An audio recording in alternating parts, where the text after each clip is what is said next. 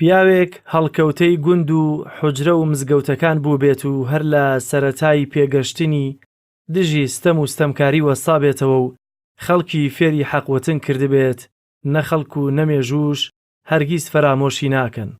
مامۆستا شێخ موحەممەد بەرزنجی ئەو پیاوەی یەکەم ماڵە هەڵگری ڕابوونی ئیسلامی بوو، یەکەم زانای ئاینی بوو کە تەنانەت جەبهەی دژی ستەمکاری ڕژێمی بەعز پێکهێنا. پیاوێک لە ژیانی کۆمەڵایەتی بە پیاوی ئاشتی و تەبایی ناسراو بوو، بە زانایەکی سادە و خاکی ناوی دەرکرد بوو.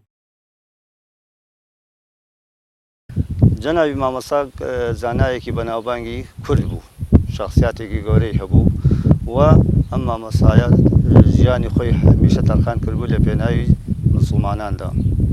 چەندین تووشی ئەشکەنجە و ئازار بووەتەوە کە یەکێ لەوانە کە کاتی خۆی نەفی کراوە بۆ ڕمادی لەسەر چی؟ لەسەر بەرنامەی ئیسلام. مامۆستا شێخ محەممەد هەر بەوەشەوە نەوەستاوە کە کاری ئیسلامی کردووە. جەنابی لە 84 ئەوە بۆ ئاوارەی ئێران بوویەوە، دیسان ئەو کاتە دەستی کرد بە کاری هەندستان ئیسلامی. مامۆستا هەمیشە لەناو خەڵکییا کەسێکی خۆشەویست بووە، کەسێکی سادە و خۆنەویست بووە، هەمیشە حەزی بە خزمایەتی و ئاشتی کردووە. مامۆستا شێخ موحەممەد بەرزنجی خەڵکی گوندی سەرگەتە لە بناری هەورامان و تەمەنێک بانگەوازی بۆ ئاینی پیرۆزی ئیسلام دەکرد و لە هەمان کاتیشدا سەرقاڵی کاری سیاسی و خزمەتکردن بوو بە نیشتیمان کە وەک سەرکردەیەکی ڕابوونی ئیسلامی و وەک پێشەوای کۆمەڵی ئیسلامی دەیان ئاشتەوایی سیاسی و کۆمەڵایەتی ساز کردووە. مامۆستا سەردانی هەموو کەسێکیە کرد فەرق و فروقی نەکرد، بڵێ تۆ خزمی و تۆ خزمنی و ئەو گەیایە و ئەو دەوڵەمەندە، فەرقی بەلاوە نەبوو. بەخوا دڵخۆشی هەموو کەسێکیە کرد، حتا بۆی بکرایە یارمەتی خەڵکی ئەدا. ئاوا پیاوێکی ئاوا بوو، بەرچاو ڕۆشن بوو، بەرچاو تەنگ نەبوو، گوێی نەئەدا بە هیچی هینی دنیا، حەزی لە ئازاوە و شەڕ نەبوو، حەزی لە ناخۆشی نەبوو، ئاوا بوو لە ناو خزم و لە ناو هەموو کەسێکە.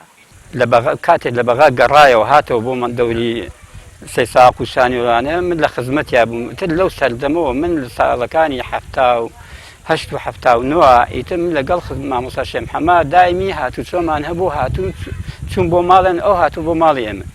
کەسایەتێکی زۆر عەجایب و سەرسوڕهێنەریە بوو، یعنی قسەی و قسەکانی ئەوەنە دڵی خەڵکی ئەگرت، خەڵکی زۆر ڕێزیان لێگرت. هەر قسەیەکی بکردایە خەڵک ئیتر بەگویانە کرد، بۆ هەر ڕووی بکردایە هەر شوێنێ ڕێزێکی تایبەتی هەبوو، شەخسیەتی تایبەتی خۆی هەبوو، پێگەیەکی تایبەتی علمێکی چاکیشی هەبوو.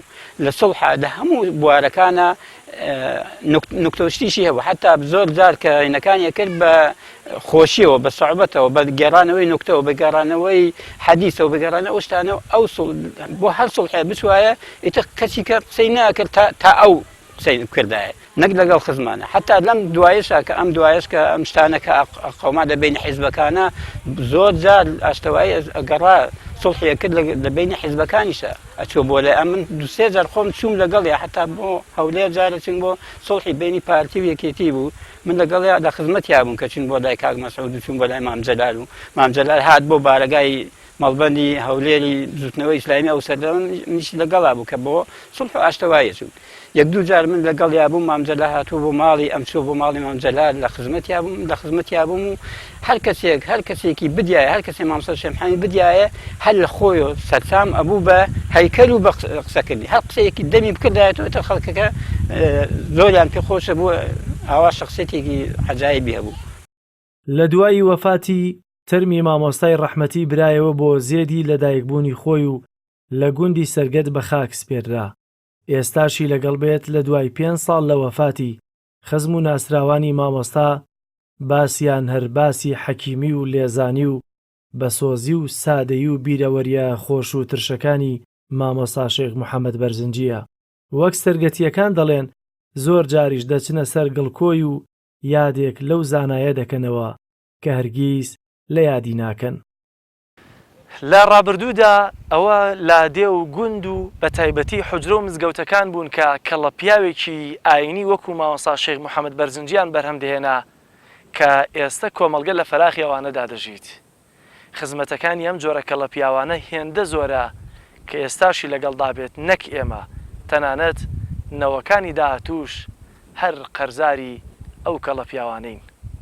جەلال محەممەد تایبەت بە بەرنامەی پەیامی ڕۆژ گوندی سەرگەت ناوچەی هەورامان.